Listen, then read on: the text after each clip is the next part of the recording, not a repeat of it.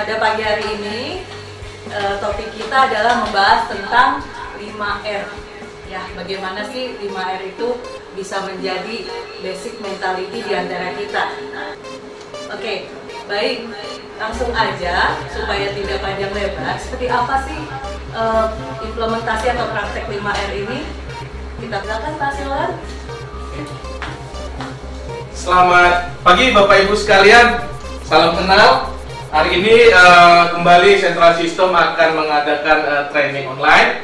Dan sekali ini kita mengambil topik yaitu terkait dengan 5S, menyongsong perubahan yang lebih baik dengan 5R.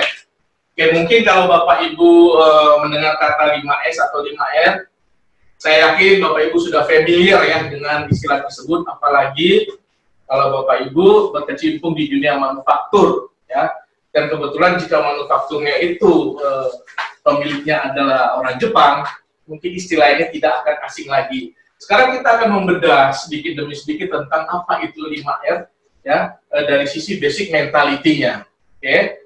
Nah, kalau kita bicara 5R, Bapak Ibu ya, kita harus juga mengacu yang namanya perubahan dari mindset. Nah, saya akan coba jelaskan dulu terkait fakta perubahan yang berasal dari eksternal, Bapak Ibu ya. Pertama, terkait perubahan teknologi yang bersifat eksponensial.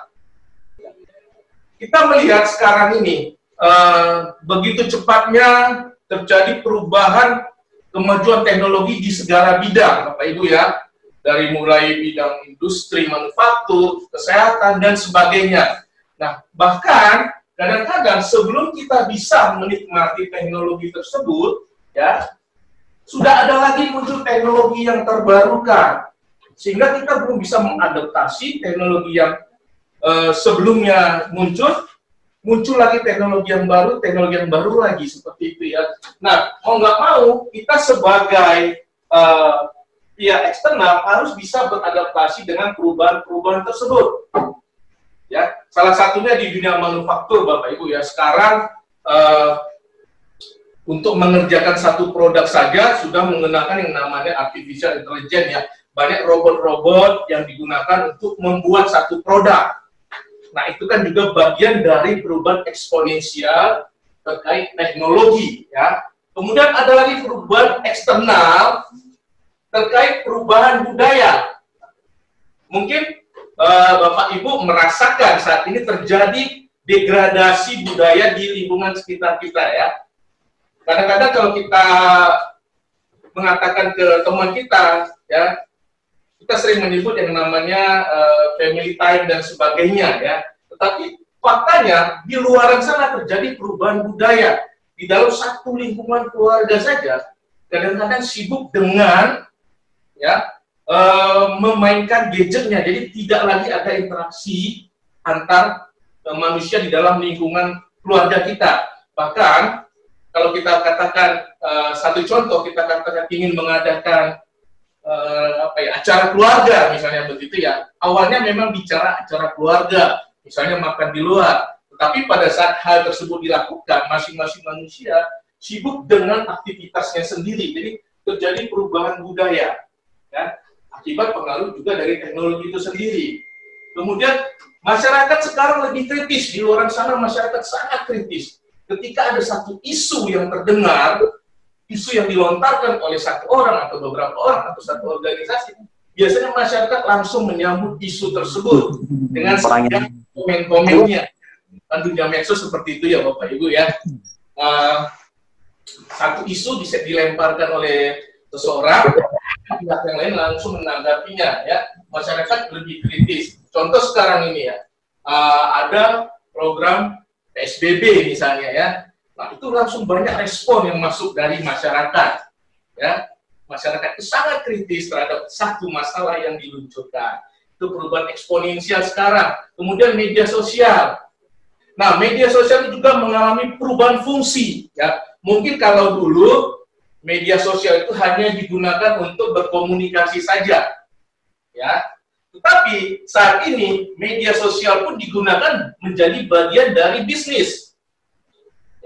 Mungkin kita sering mendengar yang namanya berdagang dengan cara online ya, Bapak Ibu ya. Sekarang kan itu sangat dominan. Nah, fungsi dari media sosial sudah mengalami perubahan yang menjurus sebenarnya lebih bagus juga ya, bisa dimanfaatkan teknologi tersebut untuk industri perdagangan misalnya ya, Bapak Ibu. Nah, kemudian kompetisi yang lebih ketat, perubahan eksternal sekarang juga ya. Kalau dulu kompetitor kita sifatnya hanya internal ya, atau di dalam satu kawasan saja. Sekarang sudah sifatnya global ya. Jadi perusahaan atau manufaktur yang ada di negara lain sekarang itu sudah menjadi kompetitor kita juga karena ada perubahan teknologi juga ya. Jadi sifatnya semua sekarang mengalami perubahan-perubahan yang sangat signifikan. Nah, tinggal bagaimana kita mau beradaptasi terhadap perubahan tersebut. Bagaimana kita mengambil sisi yang positif dari perubahan eksternal tersebut. Oke, nah, jika kita ingin berubah, ya, jika ingin kita berubah menjadi lebih baik lagi, ada beberapa hal yang harus kita penuhi, Bapak Ibu ya. Salah satunya adalah dari sisi pengetahuan. Jadi kalau kita mau berubah, penuhi dulu pengetahuan kita, baik itu soft skill maupun hard skill kita. Ya, tidak bisa kita mengatakan kita sudah mengalami perubahan tanpa kita memiliki pengetahuan terhadap apa yang sedang kita lakukan. Ya, nah kemudian ketika kita sudah memenuhi pengetahuan kita, diharapkan terjadi perubahan paradigma berpikir. Berbeda orang yang tidak memiliki pengetahuan dengan yang sudah memiliki pengetahuan. Dipastikan orang yang memiliki pengetahuan wawasannya akan lebih luas, wawasannya akan lebih baik dengan orang yang tidak memiliki pengetahuan. Nah, ketika kita sudah memiliki paradigma berpikir, Bapak Ibu ya, kemudian dijadikan motivasi untuk mau berubah. Jadi paradigma berpikir kita arahkan bagaimana agar kita bisa mengadaptasi perubahan-perubahan eksternal tadi. Ya, seperti digambarkan di slide sebelumnya, bahwa perubahan di luar sana tersebut sangat cepat. Tinggal bagaimana kita mau beradaptasi dengan perubahan tadi, dipenuhi dulu pengetahuannya, agar paradigma kita berpikir bisa lebih luas, dan itu dijadikan motivasi untuk berubah. Nah, jika motivasi berubah itu cenderung ke arah yang positif, ya, sebaiknya perubahan tersebut bisa distandarisasikan untuk acuan pada generasi berikutnya. Mungkin di beberapa perusahaan kita mengenal dengan istilah company knowledge ya, sebagai katakanlah library-nya perusahaan ketika nanti digunakan oleh generasi-generasi berikutnya ya. Di sini distandarkan perubahan tersebut. Tetapi, nah ini ada tetapinya Bapak Ibu ya, kadang-kadang orang itu nggak mau diajak untuk berubah ya. Sudah dikasih pengetahuan ya agar dia mau berubah, tetapi kadang-kadang ada penolakan dari diri orang tersebut sehingga dia tidak mau berubah untuk menjadi lebih baik. Nah, kalau kita temukan hal seperti tersebut, mau tidak mau kita harus melakukan yang namanya jalur pemaksaan. Kita paksakan orang tersebut untuk harus mau berubah. Ya. Nah, ketika kita sudah paksakan dia mau berubah, diharapkan perubahan tersebut menjadi satu kebiasaan. Nah, ketika itu sudah menjadi satu kebiasaan, ya diharapkan lagi kebiasaan tersebut menjadi satu budaya yang ada di dalam organisasi tersebut. Nah, itu kira-kira yang harus kita lakukan agar kita bisa beradaptasi dengan perubahan-perubahan yang ada di eksternal tadi. Oke, nah sekarang kita lihat, saya kasih gambaran terkait dengan training kita 5S. Coba Bapak Ibu bandingkan dari dua gambar ini ya. Ini gambar contoh warehouse ya. Di sebelah kiri saya dan di sebelah kanan saya ada dua gambar. Oke, dibandingkan saja. Nah, kemudian, ya, nah ini gambar kedua. Ini ruangan bekerja. Office lah istilahnya kita sebut ya. Kita lihat ada perbedaan gambar antara yang kiri sama yang kanan. Nah, pertanyaannya ya, apa yang kita rasakan dengan keadaan seperti itu? Ya. Apa yang bisa kita ambil dari gambar tersebut? Oke. Ada dua sisi tadi gambarnya. Nah, Sekarang, kenapa hal tersebut bisa terjadi? Ya, kenapa kita terbiasa dengan hal seperti tersebut? Kita ambil dari yang sebelah kiri tadi saya, warehouse yang berantakan tersebut. Kenapa kita terbiasa?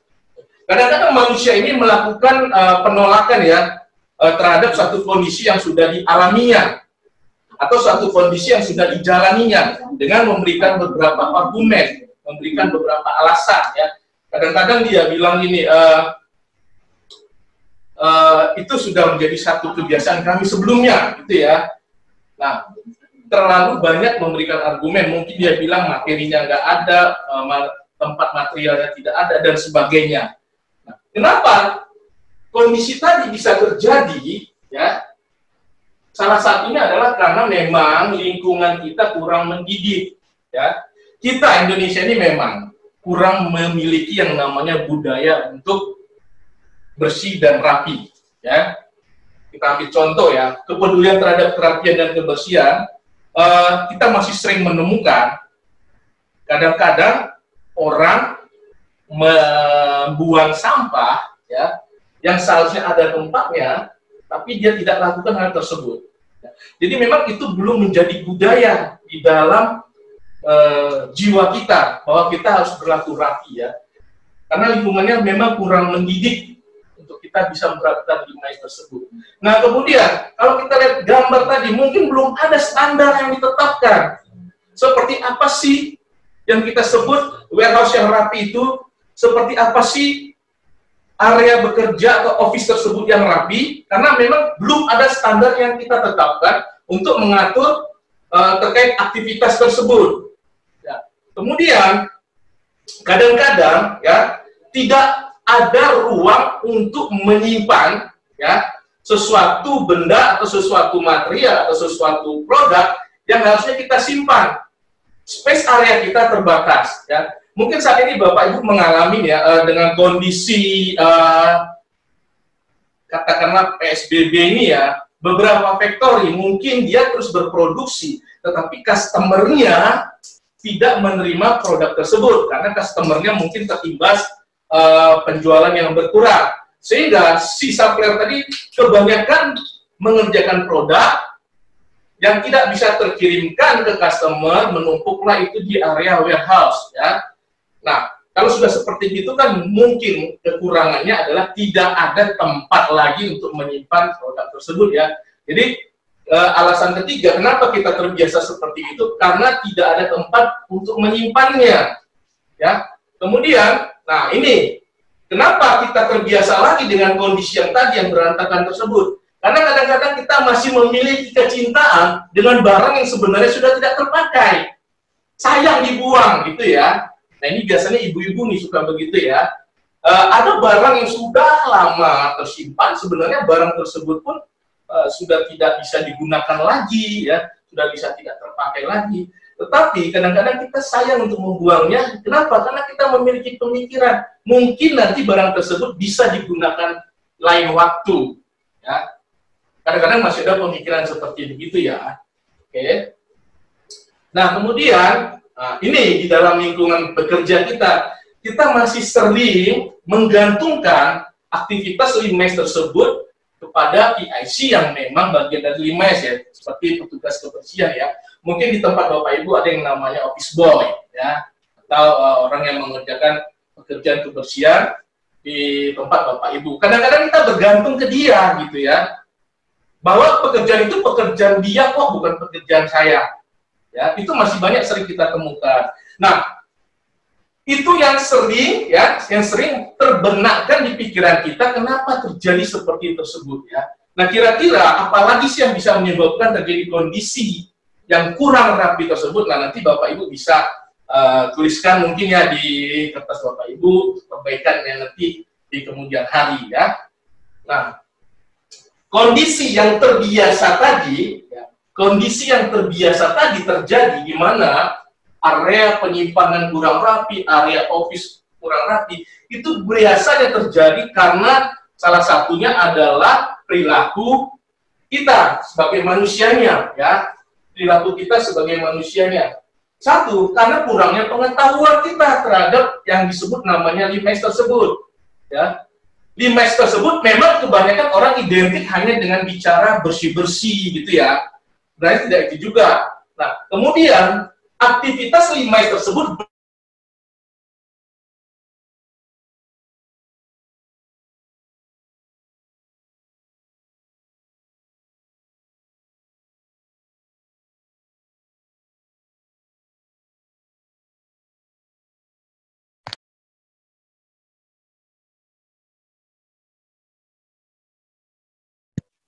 bekerja seharian dan dengan memberikan beberapa argumen tidak memiliki lagi waktu untuk mengerjakan 5S tersebut ya, atau juga masalah psikologinya dari orangnya. Nah, apalagi yang bisa menyebabkan terjadi kondisi begitu? Adanya infrastruktur yang tidak memadai. Seperti tadi saya kasih contoh, kondisi sekarang mungkin hampir beberapa perusahaan mengalami over inventory barangkali begitu ya, karena memang kondisinya sekarang ini banyak tidak mendukung untuk berproduksi dan untuk menjual ya. Jadi infrastrukturnya tidak memadai. Tadinya infrastrukturnya mungkin hanya untuk sekian kapasitasnya, tapi dengan satu kondisi atau force major sehingga tidak tercover. Nah, infrastruktur tidak memadai itu bisa karena contohnya ya, saya kasih contoh yang sederhana, tidak adanya tempat sampah gitu ya, kemudian tidak tempat penyimpanan yang kurang dan lain-lain sebagainya. Nah, hal tersebut kadang-kadang menjadikan seperti gambar tadi ya, warehouse-nya kurang rapi, kemudian area bekerjanya kurang rapi gitu ya. Nah, solusi untuk itu apa Bapak Ibu? Agar kita bisa mengendalikan situasi tadi menjadi lebih baik lagi. Solusinya adalah 5R atau 5S.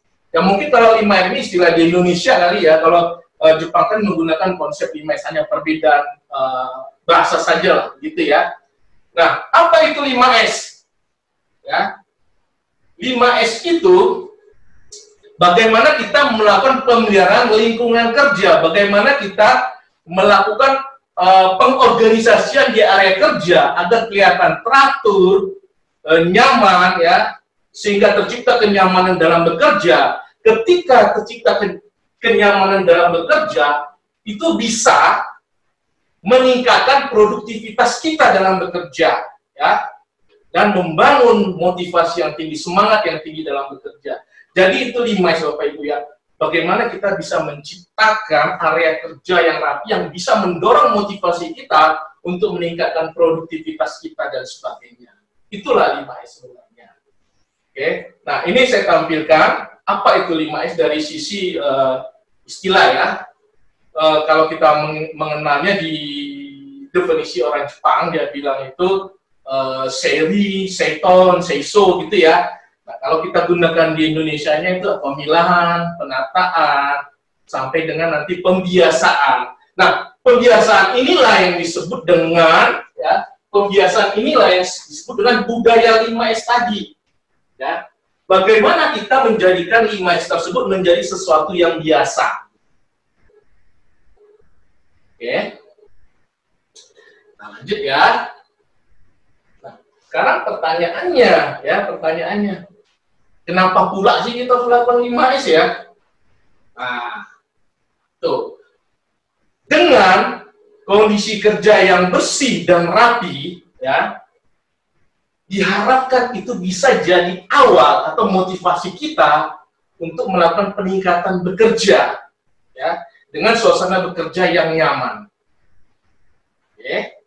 Nah, kemudian apa tujuannya? Ya, itu tadi, ketika kita sudah memiliki motivasi kerja yang baik, yang nyaman, diharapkan bisa untuk meningkatkan pencapaian kualitas kita, termasuk juga di dalamnya keselamatan kita, produktivitas kita bekerja, ya, serta lingkungan bekerja yang kondusif tadi.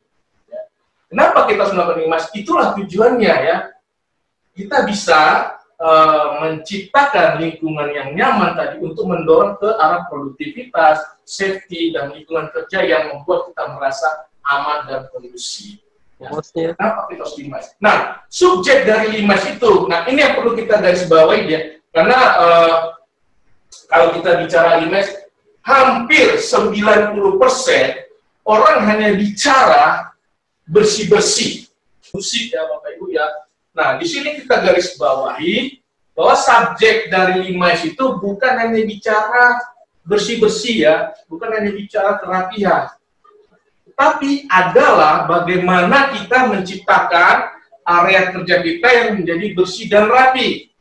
Ya. Tetapi kebersihan dan kerapian tersebut tetap harus terjaga dengan baik dan secara kontinu atau simultan terus-menerus. Ya. Itu kenapa kita harus menerapkan 5S tadi. Ya. Jadi sekali lagi, mari kita rubah mindset kita bahwa 5S itu bukan hanya bicara tentang rapi-rapi, bersih-bersih, sapu-sapu, seperti gitu ya Bapak Ibu ya. Tapi intinya adalah bagaimana menciptakan lingkungan kerja yang nyaman untuk menunjang produktivitas kita tadi. Oke. Nah, subjek 5S sebenarnya adalah pembentukan basic mentality kita. Ya. Oke. Nah, kembali saya katakan bagaimana kita bisa menciptakan ya, ruang kerja yang rapi dan bersih. Kemudian bagaimana kita bisa mengendalikan atau bisa memanage peralatan kerja kita ya, dengan baiknya, sehingga pada saat akan kita gunakan, kita bisa dengan cepat menemukan dan menggunakan alat tersebut. Ini bicara wasting time ya, salah satu pembentukan basic mentality-nya. Okay. Nah, ketika basic mentality itu sudah terbentuk, ya diharapkan kita bisa menjalankan 5S dengan baik. Salah satunya apa? Kita sudah tahu kapan kita akan melakukan pembersihan. Kita sudah tahu bagaimana kita menempatkan barang yang diperlukan atau yang tidak diperlukan. Ya, kemudian kita sudah tahu siapa yang bertanggung jawab terhadap area kebersihan yang sudah kita bagi-bagi sebelumnya. Misalnya seperti itu. Kemudian, apalagi basic mentality dari 5S tersebut. Ketika ada yang abnormal, ketika kita menemukan sesuatu yang abnormal, kita mau melakukan perbaikan terhadap kondisi abnormal tersebut. Kemudian, kita bekerja dengan standar yang sudah ditetapkan. Ini kalau nanti kita bicara 5S tadi, ini poin keempat ya, menetapkan satu standar di dalam kita bekerja. Jadi semua orang bekerja mengikuti standar yang sudah ditetapkan. Dan kemudian basic yang terakhir apa? Basic mentality adalah disiplin. Disiplin di sini dimulai dari disiplin diri. Ya. Serius untuk menjalankan 5S tersebut. Menjadikan 5S tersebut sebagai satu budaya terhadap dirinya. Jadi dimulai dari diri sendiri, self-disiplin, itu ya Bapak Ibu ya.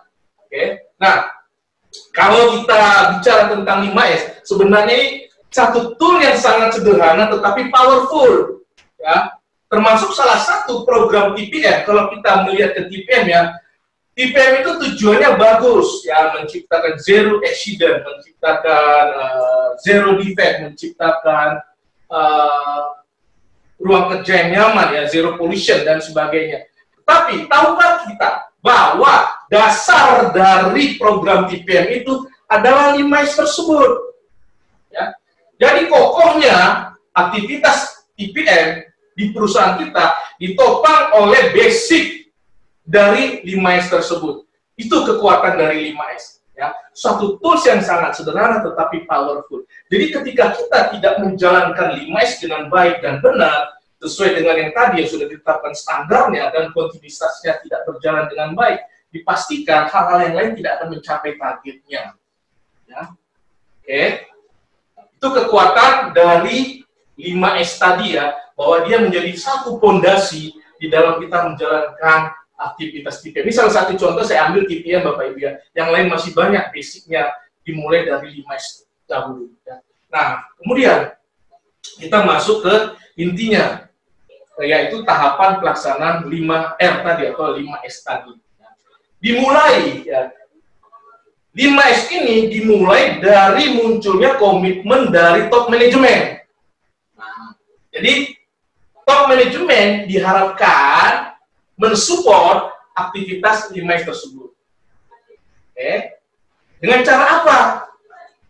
Manajemen mensupport ini ya bisa dengan salah satunya menerbitkan kebijakan, menerbitkan aturan ya, atau juga menerbitkan satu kompetisi terkait 5S ya. Jadi diharapkan kontribusi top manajemen besar di dalam menjalankan aktivitas 5S tersebut. Oke. Saya mau kasih satu contoh cerita ya, ini di satu perusahaan. Kelihatan sederhana tapi berdampak luas. Ya. Pada saat jam istirahat, ya, jam selesai makan. Oke. Saya kasih contoh cerita sedikit ya, boleh ya. Karyawan keluar dari kantin, jalan di area factory, ya. Kemudian di belakangnya ada presiden direktur satu perusahaan besar. Ya. Karyawan berjalan terus untuk menuju tempatnya bekerja. Di tengah perjalanan dia lihat satu kulit pisang ada di tengah jalan. Oke, satu kulit pisang. Kemudian si pekerja ini inisiatif, dia ambil kulit pisang tersebut, dia bawa, ya. Si direktur masih terus berjalan ya, karena arahnya sama dengan si pekerja tadi. Ya. Kemudian si pekerja ini membawa kulit pisang tadi. Nah, pada sampai saat dia temukan tempat sampah, dia buang kulit pisang tersebut. Oke. Nah, si direktur tidak memberi komen apa-apa. Sepanjang waktu berjalan, meeting bulanan. Ya, masuk ke meeting bulanan. Apa yang terjadi, Bapak Ibu? Si karyawan yang hanya memungut satu kulit pisang tadi dipanggil di meeting manajemen tersebut. Ya. Apa dikatakan oleh direktur tersebut? Si karyawan, inilah contoh sebenarnya dari pelaksanaan 5S tersebut. Dari hal yang sederhana, dia menerjemahkan 5S tersebut. Begitu kata direkturnya. Okay? Nah, jadi, top manajemen memiliki kontribusi yang besar, sukses atau tidaknya aktivitas 5S. Ini bicara tahapan 5S ya. Jadi ada komite 5S-nya, nanti di situ juga peran top manajemen adalah sebagai auditor ya, untuk melihat aktivitas 5S ini sebenarnya jalan atau tidak. Oke. Jadi di dalamnya itu juga fungsi manajemen sebagai auditor. Nah, kemudian step selanjutnya ya, di dalam pelaksanaan 5S kita bagi area, seperti tadi kan ada area bekerja ya, kita bagi area-area yang akan dijadikan agenda 5S tersebut. Sebenarnya harus semua area ya dibagi pembagian area bekerja untuk mensukseskan 5S-nya. Nah, di situ ditetapkan siapa penanggung jawabnya. Oke. Nah, ketika sudah ditetapkan penanggung jawabnya, boleh nggak 5S dilaksanakan? Oh, belum. Kenapa? Manusianya harus dipenuhi dulu pengetahuannya terhadap 5S tadi. Makanya diadakan dulu, misalnya training atau sosialisasi dan sebagainya. Sehingga manusianya yang diharapkan menjalankan 5S tadi sudah terpenuhi kebutuhan hard skill dan soft skill-nya. Sehingga nanti diharapkan pada saat menjalankan 5S tidak muncul kendala-kendala lagi. Pemahaman mereka akan menjadi lebih baik ketika pengetahuannya sudah dipenuhi. Nah, oke. Nah, baru kita masuk ke dalam pelaksanaan 5S tadi. Ya, tadi tahapannya kita sudah mengajak untuk top manajemen hadir di dalam pelaksanaan 5S tersebut. Kemudian pembagian area bekerja dan sebagainya. Kita masuk ke pelaksanaan dari 5S tersebut. Yaitu pertama Pak, sesuai dengan yang kita gambarkan tadi di slide 4 kalau saya nggak salah, seri ya. Seri itu pemilahan. Pemilahan sederhananya begini, memilahkan antara barang yang masih kita perlukan dengan yang barang yang tidak kita perlukan ya. Kata kuncinya, saya pakai kata kunci ya. Singkirkan semua alat ya, singkirkan semua alat yang tidak kita butuhkan. Oke, yang berada di dalam area bekerja kita. Itu kata kuncinya. Tapi ingat, kembali lagi tadi, kenapa 5S itu kurang bisa berjalan? Karena kadang-kadang kita ini masih sayang dengan barang yang sudah tidak terpakai pun, kita sayang untuk menyingkirkannya ya. Itu kendalanya. Tetapi ketika kita mau menerapkan prinsip 5S ini, poin pertama, seri tadi, singkirkan barang yang memang tidak kita perlukan. Oke, jadi barang yang masih digunakan dipisahkan dengan barang yang tidak digunakan. Ya, bicara barang yang tidak digunakan ini mungkin juga nanti bisa diklasifikasikan ya. Apakah kemungkinan barang ini nanti bisa kita gunakan lagi, reuse atau sebagainya.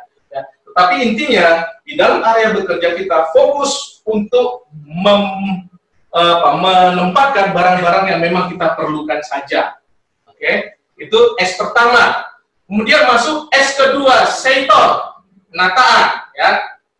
Oke, di sini kita tempatkan barang yang sudah kita pilah-pilah tadi, ya, di pemilahan tadi sesuai dengan tempatnya dan teratur serta rapi, ya.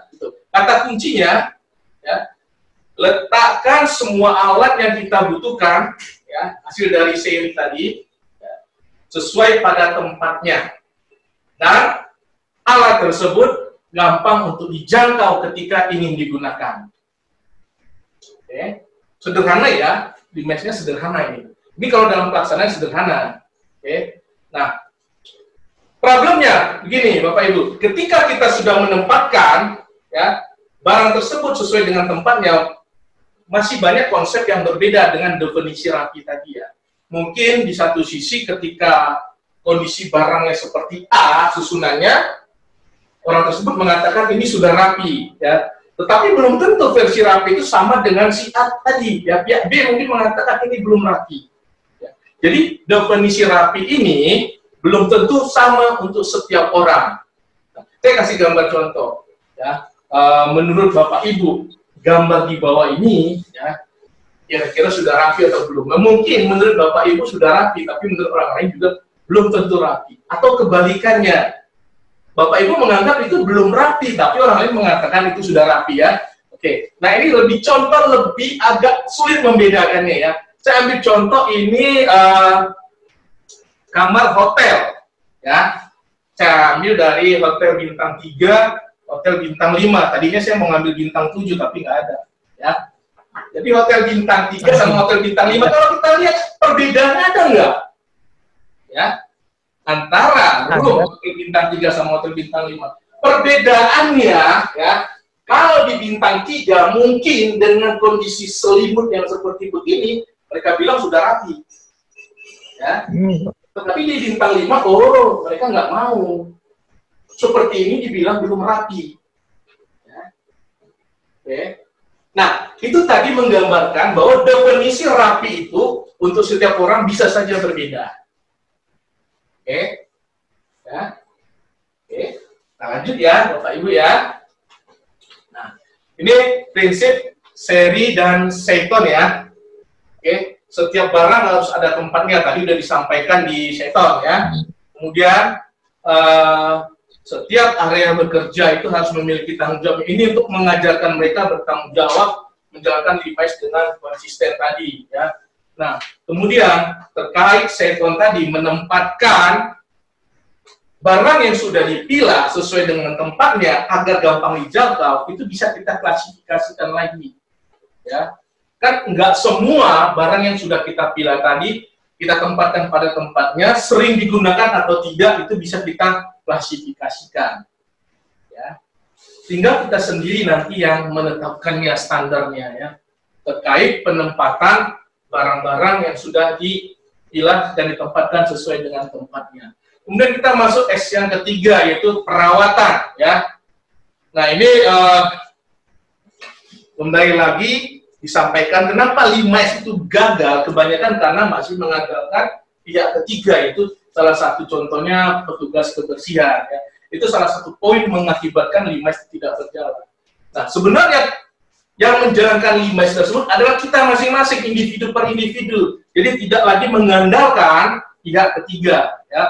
Nah, di dalam S ketiga ini, perawatan, kata kuncinya adalah area kita itu harus selalu bersih setiap saat. Ya. Kita sudah pilah, kita sudah tempatkan. Nah, selanjutnya apa? Area kerja kita harus terus terpelihara kerapihannya, kebersihannya. Ya. Nah, tanggung jawabnya siapa?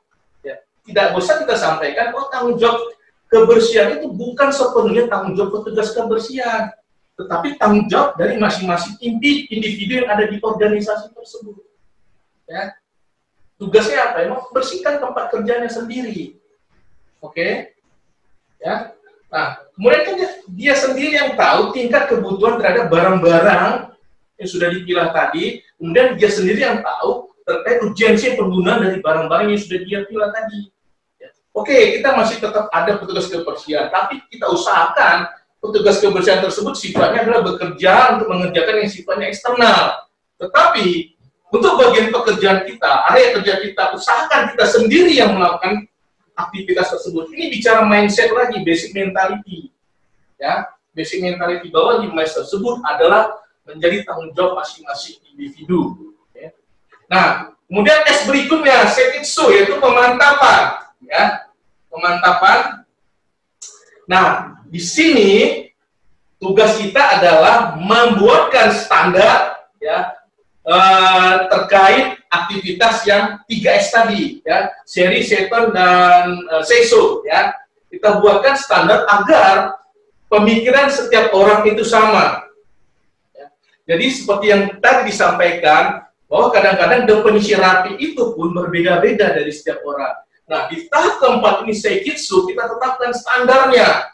Seperti apa definisi rapi tersebut? Kita jadikan acuan yang digunakan semua orang. Ya.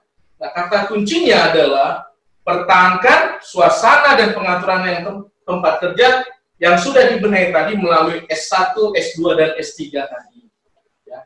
Nah, disinilah, ya, di poin 4 inilah kita baru menciptakan yang namanya standar terhadap 5S tersebut agar terjaga dan terpelihara. Kemudian menetapkan tanggung jawab si pelaksana dari aktivitas 5S tersebut. Ya, jadi kalau saya menyampaikan ke beberapa orang, saya selalu pakai definisi gini, bahwa area yang menjadi tugas kita itu adalah rumah kita. Jadi kalau rumah kita kotor, bagaimana perasaan kita? Bahkan yang lebih menyakitkan kalau orang lain membuat rumah kita kotor, ya. Fungsi kita tegur, ini rumah kami loh. Kami bertanggung jawab atas kebersihannya. Seperti itu, ya. Oh, kalau mau kita bahasa lebih keren lagi, bahasa anak gaulnya, I love my machine, I love my house, begitu, ya. Kita jadikan itu menjadi pendekatan yang pribadi tempat area kerja kita. Oke. Nah, ini salah satu contoh standar ya, terhadap pelaksanaan 5S tersebut, ya. Ini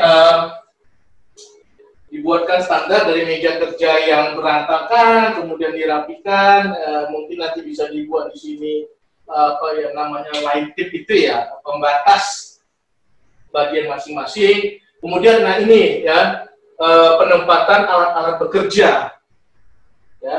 Standarnya begini, ini sangat banyak gunanya. Jadi ketika ada orang yang mengambil alat kerja, kita tahu kok tempat alat tersebut kosong, berarti ada yang mengambilnya, ya. Kita langsung tahu. Atau ketika nanti ada yang meminjam, kita tahu urutan barangnya gimana sih, ya. Jadi fungsi standarisasi itu untuk menciptakan rule yang baik terhadap pelaksanaan 5S tadi. Ya. Nah, kemudian 5S yang terakhir yaitu Setsuke, ya, pembiasaan. Nah, ini disinilah muncul istilahnya itu self discipline, ya, disiplin pribadi untuk menjalankan 5S. Jangan malas untuk mengikuti perubahan yang sudah kita buat. Ya. Problemnya begini, ya, 5S ini kadang-kadang seperti kucing-kucingan, ya, Bapak Ibu, ya. Ini pengalaman di manufaktur lah. Kalau nanti customer mau visit, ya, dalam satu malam semua jadi rapi dan bersih, ya. Benar nggak, ya? Oke. Tapi kalau customer-nya sudah selesai visit, apa yang terjadi? Budayanya nggak ada. Kembali lagi tempat bekerja itu kembali seperti sebelumnya. Nah, mau yang kita benahi adalah sebenarnya mindset menjadikan 5S itu menjadi budaya. Tanpa ada pun customer visit, tanpa ada pun misalnya principal visit, atau tanpa ada pun pemilik perusahaan visit ke sana, 5S tetap terjaga. Itu yang mau ditanamkan di dalam 5S basic mentality ini. Ya. Jadi jangan malas untuk mengikuti perubahan yang sudah kita buat. 5S itu adalah basic mentality. Oke. Nah, kita coba gambarkan dalam bentuk PDCA, ya. Sebelum memulai 5S ini, persiapkan dulu yang namanya infrastruktur, ya. Kadang-kadang memang tidak terlaksananya 5S ini, item infrastruktur menjadi kambing hitam, ya. Orang banyak mengatakan alat 5S-nya tidak disiapkan, ya.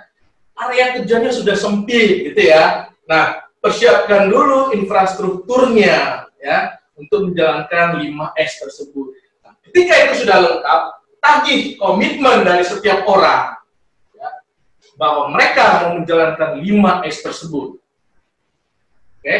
Ketika kita sudah dapatkan komitmen dari semua individu dan sudah berjalan, cek, ya, buatkan standar pengecekannya. Bagaimana 5S itu sudah berjalan atau belum, ya? Harus ada standar yang tidak bias dalam pelaksanaan 5S tadi, yaitu di poin cek, ya. Kemudian kita lihat lagi di aktualnya, itu berjalan nggak 5S ini, ya, tanpa ada suruhan, tanpa ada perintah dan sebagainya. Kepatuhan terhadap menjalankan standar 5S tadi. Nah, di Setsuke ini pembiasaan itu sebenarnya ujungnya dari pelaksanaan 5S itu budaya disiplin dalam menjalankan 5S tadi. Oke. Nah, tantangan dalam penerapan 5S, ya Bapak Ibu, ya, sederhana saja sebenarnya ini merubah budaya itu yang agak susah, merubah kebiasaan agak susah, ya. Ya, manusia Indonesia ini untuk aktivitas 5S ini memang sangat kurang. Padahal kalau kita individu per individu bisa menjalankan 5S dan bisa dibawa aktivitas tersebut ke rumah, mungkin sungai-sungai kita nggak penuh dengan sampah, ya Bapak Ibu, ya. Ya, kalau kita memang mau menjalankan 5S dengan baik dan benar, dimulai dari diri sendiri, itu imbasnya bisa ke dalam satu negara loh. Ya. Nah, merubah budaya, merubah kebiasaan itu, ya, bisa dilakukan dengan dua cara. Ya, satu dengan penyadaran, ya, penyadaran itu tadi. Penuhi dulu pengetahuannya, ajak dia untuk mau berubah, ya. Kemudian kita siapkan infrastrukturnya, ya. Tetapi kalau dia tidak mau berubah juga, kembali lagi, pemaksaan itu perlu dilakukan, ya. Awalnya terpaksa, nanti menjadi biasa, akhirnya menjadi satu budaya. Nah, bagaimana terpaksa tersebut bisa berjalan, ya dikendalikan dengan sistem. Ya, oke. Bagaimana dia menjadi biasa, ya kita motivasi dia terus-menerus, kita berikan hal-hal yang positif kepadanya. Nah, akhirnya ketika menjadi budaya, menjadi suatu perilaku yang mengarah kepada kepercayaan, satu kepercayaan tadi. Ya, itu tantangan dalam menjalankan 5S. Nah, sasaran 5S sebenarnya apa? Terciptanya teamwork, ya. Kemudian apa? Adanya awareness, kepedulian. Kita apa? Merubah mindset. Yang paling penting itu mindset dirubah terhadap 5S tadi. Ya, oke. Nah, mudah-mudahan, ya, sampai slide di sini kita sudah mendapat gambaran mengenai 5S tersebut, ya. Oh, bukan hanya bersih-bersih saja. Nah, kunci keberhasilan 5S ketika ada kemauan dan semangat dari seluruh karyawan. Ya. Ada spirit dari semua karyawan untuk mau menjalankan 5S tersebut. Kemudian semua karyawan dilibatkan dari top sampai bottom, dari atas sampai bawah, ya. Jadi bukan hanya ini tugas orang bawah atau ini tugas orang atas, tapi semua dilibatkan. Ya. Seperti tadi di dalam tahapan 5S yang paling penting pertama adalah komitmen dari top manajemen untuk dia mau berkontribusi dalam aktivitas 5S. Nah, kita di level menengah atau ke bawah, ya, kita mau juga terlibat terhadap semua aktivitas 5S tadi. Ya. Nah, ini support dari manajemen. Kemudian, yang paling penting, paham apa itu 5S. Ya. Paham terkait 5S tadi. Nah, kemudian, kunci yang terakhir apa agar 5S itu berjalan? Ya, diimplementasikan di dalam lingkungan kita bekerja. Ya. Secara totalitas dan berkesinambungan. Nah, ini 5 kunci keberhasilan 5S. Ya. Jadi ada spirit, ada kemauan dari karyawannya, ada effortnya, kemudian karyawan tersebut dilibatkan semua, kemudian ada support dari manajemen, ya, kemudian manusia-manusia yang di organisasinya diberikan pengetahuan tentang 5S, dan 5S tersebut diimplementasikan. Jadi tidak hanya sebatas teori, implementasikan ke dalam lingkungan bekerja kita. Oke. Nah, bagaimana kita mengukur audit itu berjalan atau 5S itu berjalan atau tidak? Lakukan audit. Ya, lakukan audit. Mungkin di beberapa perusahaan kan sering mengadakan gemba ya, istilahnya orang Jepang itu melihat aktual ke lapangan. Itu salah satu metode untuk melakukan audit terhadap aktivitas 5S tadi ya. Jadi kalau kita mau mengukur 5S itu berjalan atau tidak, salah satu parameternya adalah lakukan audit. Nah, jika terdapat hal yang tidak normal, ya kita beri warning ya, kita beri teguran. Nah, misalnya area tersebut kita kasih kode dengan tanda merah. Merah ini kan bahasanya worse ya, buruk gitu ya. Nah, kemudian kita siapkan checklist ya agar tadi standar 5S itu sama untuk semua orang. Jadi tidak ada bias di dalamnya. Oke. Nah, kemudian tujuan pencapaian 5S ya. Di sini kita lihat 5S itu sudah berjalan atau belum dengan baik ya. Sudahkah ada perbaikan di area kerja kita? Pada saat melaksanakan audit sebelum 5S dan sesudah 5S, ya kita lihat ada nggak perubahannya terkait pencapaian 5S. Sudah ada belum perbaikan di area kerja? Atau kita sudah bisa meminimalisir belum waktu bekerja yang boros? Ya. Bisa juga kita dengan melihat penurunan tingkat reject, ya. Kemudian tercapainya zero accident ya, kemudian konsep 5S itu telah membumi di dalam diri kalian masing-masing ya. Nah ini itu kita melihat 5S tersebut sudah tercapai atau belum. Nah goal terakhir dari manajer dari pelaksana 5S adalah safety ya, tempat kerja tertata baik, tidak ada lagi yang namanya kondisi atau lingkungan yang bisa menyebabkan kecelakaan kerja ya. Terciptanya kondisi bekerja yang aman. Kemudian produktivitas dapat meningkat dengan menjalankan 5S tadi. Ya. Kemudian quality yang diharapkan bisa tercapai. Nah, saya kasih gambar contoh ya produktivitas dengan quality ini ya. Ketika kita menerapkan 5S, 5S itu biasanya diawali dengan bersih-bersih ya. Nah, pada saat melaksanakan bersih-bersih tersebut, di situ juga berfungsi untuk melihat abnormality.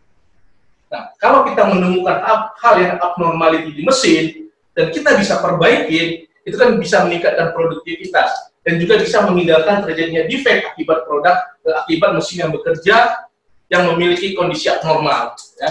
Jadi sekali merangkul dayung kita bisa mendapatkan hasil seperti ini, produktivitas terjaga, kualitas tercapai, ya. Kemudian tercapainya lingkungan kerja yang bersih dan rapi tadi. Ya.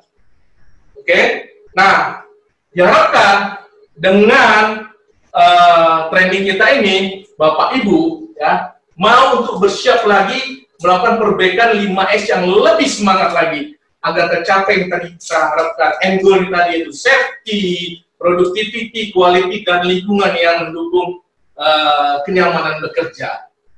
Itu aja Bapak Ibu saya sampaikan. Saya kembalikan ke Mbak Sinta. Boleh silakan yang ingin bertanya langsung diketik ya di chat. Sudah ada yang masuk?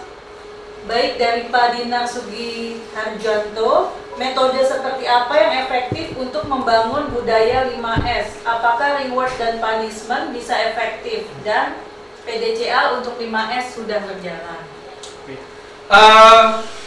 Pertanyaannya bagaimana menjalankan 5S atau biar efektif ya?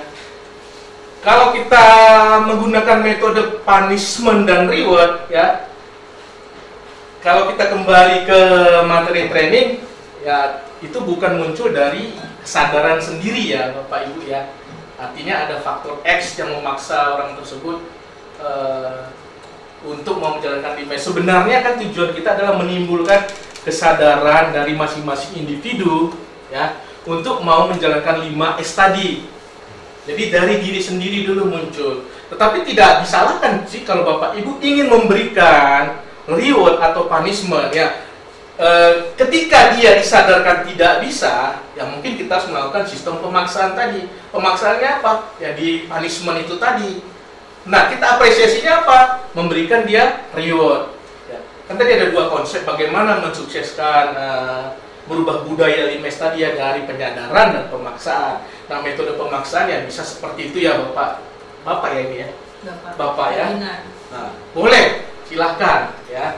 Hal tersebut kemungkinan bisa juga mensukseskan aktivitas 5S tersebut. Tetapi intinya coba dulu dipancing mereka agar hal tersebut menjadi satu habit, satu kebiasaan. Ya, bagaimana Pak Dinar? Dipancing dulu supaya bisa jadi suatu kebiasaan ya, habit.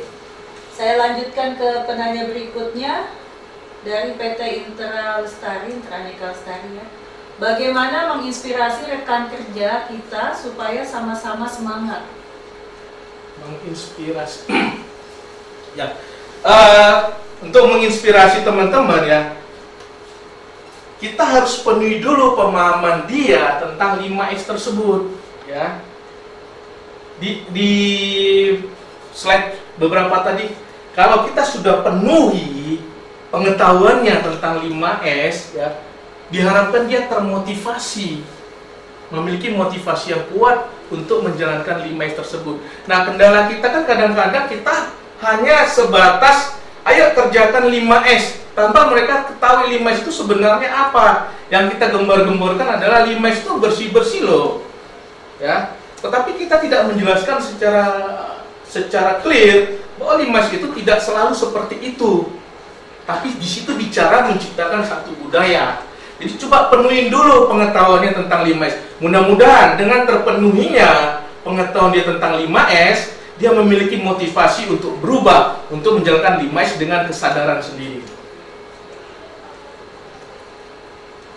Ya, bagaimana Bapak atau Ibu yang dari Intra Aneka Lestari Polimer terjawab? Ya, sebelum respon, saya lanjut dulu ke penanya selanjutnya, yaitu Ibu Oktaviani. Bagaimana caranya membuat komitmen pelaksanaan 5S untuk semua individu di perusahaan? Oke, bagaimana caranya agar menjadi komitmen di dalam pelaksanaan 5S? Oke. Kadang-kadang di beberapa perusahaan nih Bu ya, saya kasih contoh. Supaya orang mau menjalankan 5S tersebut, 5S tersebut dijadikan satu KPI gitu ya. Sehingga ketika itu menjadi satu KPI, mau tidak mau, orang tersebut atau tim tersebut pasti akan berkomitmen menjalankannya. Nah, ini ada kembali lagi unsur paksaan ya. Karena kalau sudah dimasukkan ke KPI, pasti orang akan komitmen menjalankannya. Oke. Ada banyak cara juga, kembali lagi tadi ya, penuhi infrastruktur yang dia butuhkan. Ketika infrastruktur sudah dipenuhi, diharapkan komitmen itu muncul untuk menjalankan 5S tadi ya. Jadi ada beberapa hal yang bisa memancing orang untuk berkomitmen. Dan juga tadi seperti penanya kedua ya, punishment dan reward juga sebenarnya bisa membuat orang berkomitmen. Tetapi ini kan kebanyakan muncul dari sisi eksternal ya, sisi pemaksaan ya. Sementara kita pinginnya muncul dari sisi kesadaran itu Bu ya. Jadi banyak sih caranya, memasukkan yang menjadi satu bagian dari tanggung jawab, kinerja, bisa juga dengan memberikan punish reward dan sebagainya. Ya, bagaimana Ibu Oktaviani? Apakah terjawab ya? Oh, ini ada tanggapan dari penanya pertama, Bapak Dinar Sugiharto ya.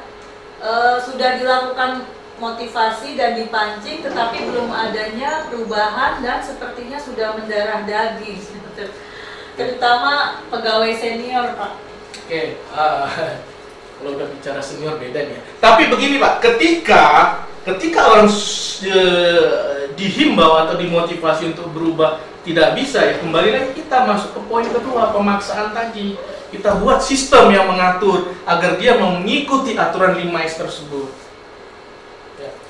Dengan adanya sistem yang dibuat, ya, mudah-mudahan dia mau follow, walaupun katakanlah statusnya senior dan sebagainya. Jadi sistem itu yang mengikat dia agar mengikuti aturan main terhadap aktivitas 5S tadi.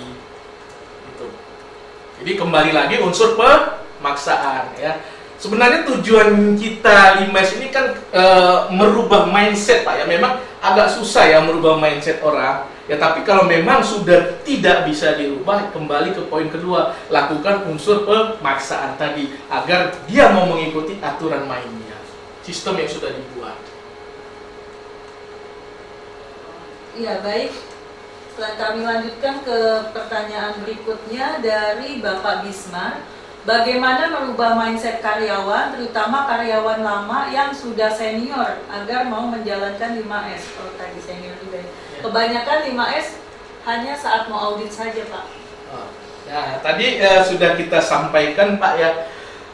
Kebiasaan kita menjalankan 5S yaitu tadi, ketika ada customer audit, ketika ada prinsipal yang mau datang, ya, dalam satu hari semua bisa kelihatan bersih dan rapi dan tertata dengan baik. Tapi ketika yang visit pergi, kembali lagi seperti awal. Nah, kalau bicara seperti gitu kan itu namanya bukan perubahan mindset, Pak, ya, bukan perubahan mentality terhadap 5S, ya.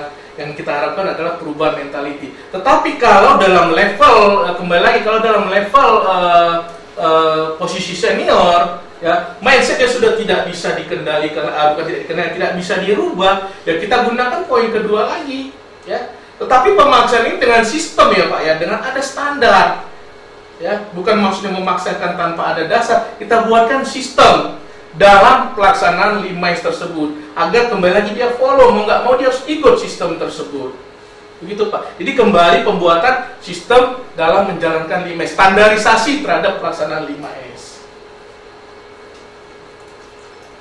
Ya, baik Pak Bismar, ya. Tadi ada juga masukan ke poin kedua, ya, melalui push to change, ya, tepatnya, ya, pemaksaan. Poin 5 dari Pak Heri Sudarsono. Saya tertarik dengan konsep reward dan punishment. Mohon diberikan contoh yang efektif untuk RNP tersebut.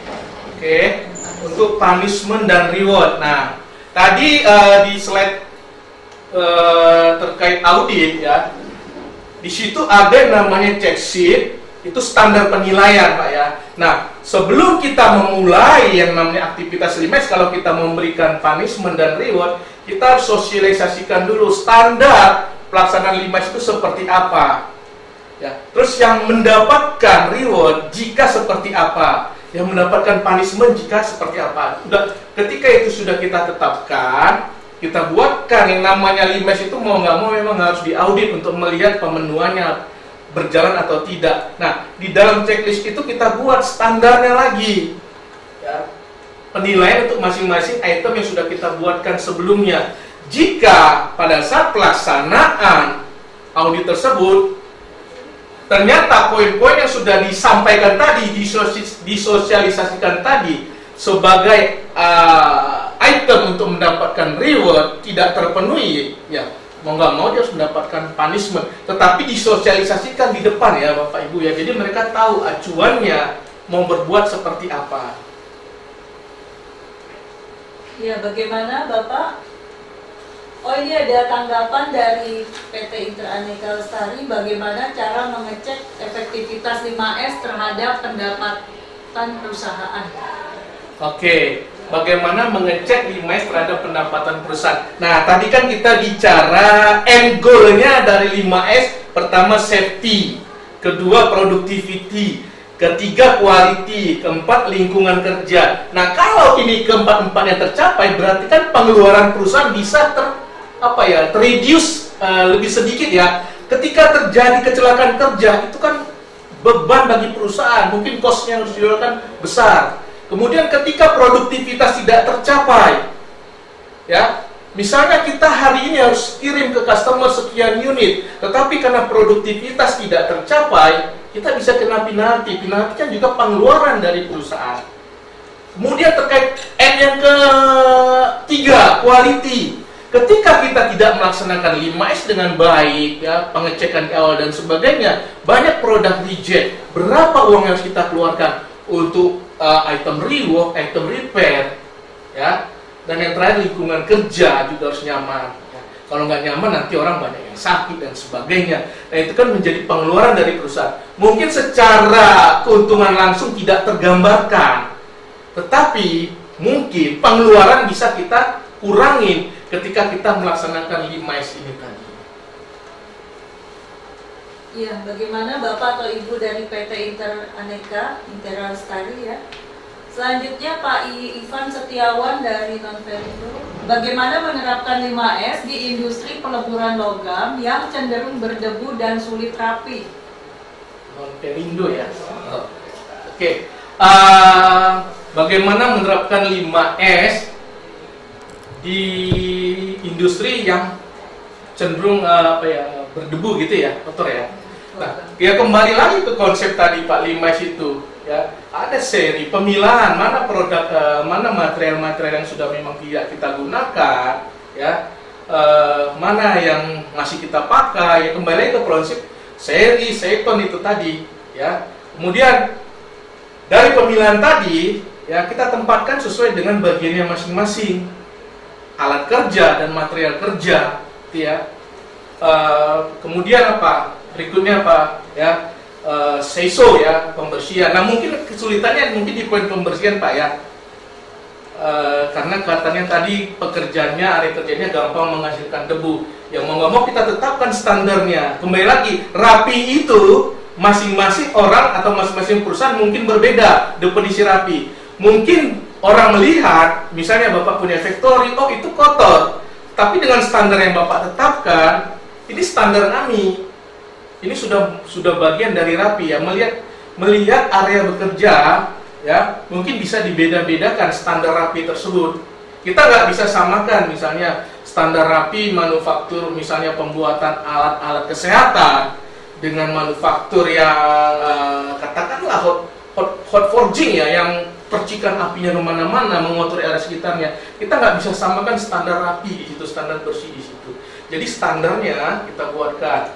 Nah, kemudian apa? Ya kembali lagi Pak ke S yang keempat tadi, udah buat standar, ya kembali lagi masuk ke budaya kita. Memang di awal agak sulit menerapkannya, ya, ketika kita melihat suasana atau area kerja yang sangat berantakan. Tetapi yang paling penting adalah memotivasi karyawannya untuk mau berubah dan menjalankan 5S. Kuncinya adalah motivasi mereka agar berubah mindsetnya untuk mau menjalankan 5S dengan baik dan benar. Iya, baik. Okay. Demikian Pak Ivan ya. Saya lanjut ke Pak Avicenna. Bagaimana caranya menentukan umur buang barang yang tidak terpakai? Karena beberapa inventory di perusahaan saya terdapat barang berumur bertahun-tahun tidak terpakai, mendapat reorder secara mendadak. Ini seperti istilahnya barang discontinue ya. Seperti barang discontinue. Nah, kalau barang discontinue, Pak, standarnya itu kan biasanya bukan kita yang menetapkan, tapi si customernya, ya. Karena itu kan biasanya menjadi barang apa ya, after spare part ya, menjadi spare part. Nah, kita follow mereka, tetapi ketika barang itu adalah milik kita sendiri, ya kita tetapkan sendiri standarnya. Ya. Tapi kalau barang itu milik customer, kita follow customer. Karena sifat barang tersebut tetap digunakan, mungkin waktunya yang agak panjang, Pak. Fungsi barang tersebut mungkin tadi hanya sebagai spare part saja. Ya, kita nggak bisa memutuskan sendiri, kita kembalikan ke keinginan dari si customernya, customer requirement-nya seperti apa, Pak. Gitu, Pak. Ya, demikian Pak Avicenna ya. Saya lanjut ke Pak Zainal. Berapa persen keberhasilan perusahaan dalam menerapkan 5S untuk menekan zero accident dan zero NG? Oke, nah ini pertanyaan yang menarik. Berapa persen? Ya, kembali lagi, kita mau konsisten nggak menjalankan 5S? Ketika kita konsisten menjalankan 5S dan menjadikan itu budaya, zero accident, zero defect itu bukan tidak mungkin. Kata kuncinya adalah self disiplin menjalankan 5S, menjadikan 5S sebagai budaya. Itu Pak kata kuncinya. Zero defect, zero accident itu bukan sesuatu hal yang tidak mungkin, Pak. Ya, tinggal kita saja memotivasi tim kita untuk mau berkontribusi dalam pelaksanaan 5S tadi dengan kesadarannya sendiri. Baik, demikian Pak Jainal ya. Ini penanya terakhir dari Pak Rasdi Zaman. Bagaimana mensiasati 5S yang sudah berjalan tetapi terhambat oleh infrastruktur sehingga sistem dilanggar dan sampai menyebabkan klaim customer? Oke. Tadi dikasih gambaran di slide depan ya. Kenapa terjadi kondisi abnormality, Pak ya? Salah satunya adalah ketidaktersediaan infrastruktur yang memadai. Oke. Mensiasatinya, yaitu tadi nanti kita kembali ke yang namanya seven waste Pak ya, overproduksi barangkali gitu ya. Kalau memang area kerja, area penyimpanan kita terbatas, di sini perlu yang namanya kehandalan pihak yang mengendalikan proses produksi, ya, sehingga yang namanya kelebihan overstock sehingga mengganggu area penyimpanan kita kendalikan, ya. Itu kalau memang infrastrukturnya tidak tersedia, yaitu bagaimana si pengendali produksi ini bisa mengatur, memanage agar produksi itu sinkron dengan area penyimpanannya tadi. Salah satu kendala yang disebut dengan waste tadi, seven waste tadi. Oke, Bapak Ibu, kita cukupkan sampai di sini ya. Jika nanti ada pertanyaan lagi, mungkin bisa melalui hotline Central System Bapak Ibu ya. Pasti akan kita tanggapi semua pertanyaan yang masuk. Jadi saya ucapkan terima kasih sudah menyediakan waktunya, dan tetap semangat walau dalam kondisi saat ini, walaupun dalam kondisi work from home. Tetap semangat dan tetap produktif. Terima kasih. Ya, baik, demikian Bapak Ibu. Ada topik berikutnya dari Bapak Cahyadi tentang dokumen lingkungan UKL-UPL, AMDAL, SPPLH. Silakan yang mau join, dan masih ada topik-topik lainnya sampai minggu depan. Jadi daftar langsung, kunjungi website Central System www.centralsystem.com. Tetap sehat, tetap semangat, dan jangan lupa untuk bahagia meskipun kita bekerja dari rumah ataupun untuk teman-teman yang masih harus ke kantor atau ke pabrik. Terima kasih.